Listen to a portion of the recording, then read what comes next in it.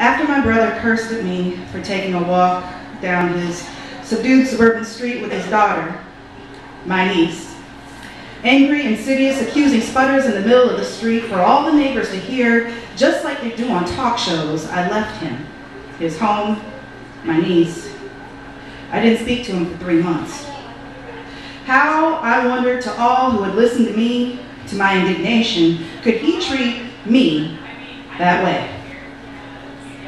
When I finally deemed it appropriate to converse with him, he did not apologize, exactly. He cleared his throat and, between anxious coughs, told me about his job.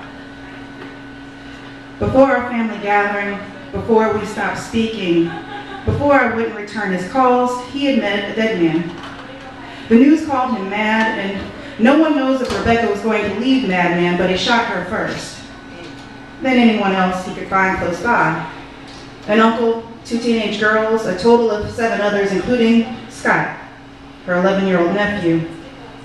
Madman followed Scott across yards, down streets, into the basement of a stranger's home that he was only permitted to enter after holding a gun to a mother's head, demanding that she and her 3 kids get the fuck out. So they did, or so Mom thought. Except for her son, Scott's newly minted friend. He was 9 and chose to stay.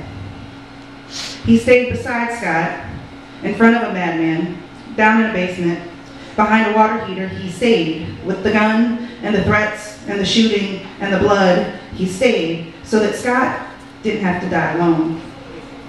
He was 9, my brother said again, and coughed.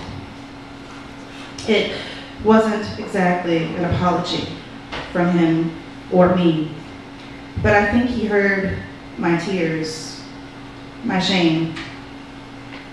News was elusive to me. I never watched TV.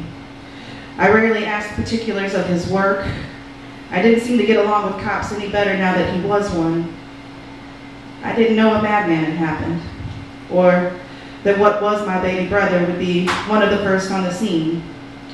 The first to find a bloody little boy tucked away in a basement. The first to process what couldn't be. He coughed. I wanted to pull him through the phone, protect him from that nightmare. I wanted to be a bit more like the newly minted friend, smart enough to sense fear, recognize pain and panic, and be strong enough to stay.